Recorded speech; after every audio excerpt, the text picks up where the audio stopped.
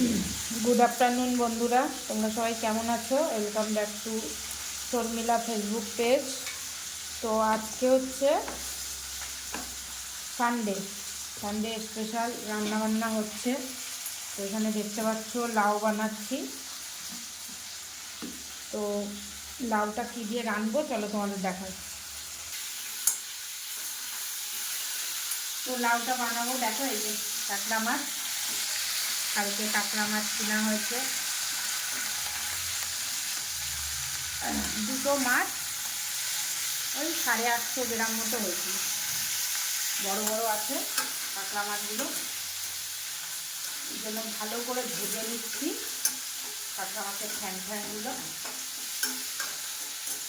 আর এখানে মাছ ভাজা করে রেখে দিয়েছি আগে থেকে। আর এটা ঝুলু, কাঁকড়া মাছের ঝুলুটাই মেন, যেটা বের করে রেখেছিলাম। এখন এটা ভাজা হয়ে গেছে, চলো উঠাই। ফ্যানগুলো ভাজা হয়ে গেছে মোটামুটি, ঠিক আছে। তো দেখতেই পাচ্ছ কাঁকড়া মাছটা পুরো ভালো করে ভেজে নিয়েছি। এবার এর ভেতরে দেবো হচ্ছে জিরে, শুকনো লঙ্কা আর গোটা জিরে ফোড়ন দেবো। দিয়ে দেবো একটু 5 ফোড়ন। আজকে কোনো মশলা না, কাঁচা লঙ্কা দিয়ে একটুখানি জিরের গুঁড়ো দিয়ে হালকা করে রানবো। আর দুপুরে রান্না হয়েছে এখানে পার্শে বাটা, বেগুন, আলু আর হচ্ছে বড়ি দিয়ে, ধনেপাতা দিয়ে।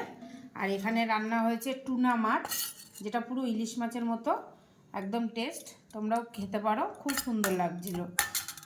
তো চলো কাঁকড়া মাছটা রান্না করি। আর কাঁকড়া মাছের রেসিপিটা দেখার জন্য, ফুল রেসিপিটা দেখার জন্য আমার ইউটিউব চ্যানেল আছে, সেটাকে তোমরা ফলো করো, সাবস্ক্রাইব করো, যাই করো, শর্মিলা কিচেন শপ, ঠিক আছে।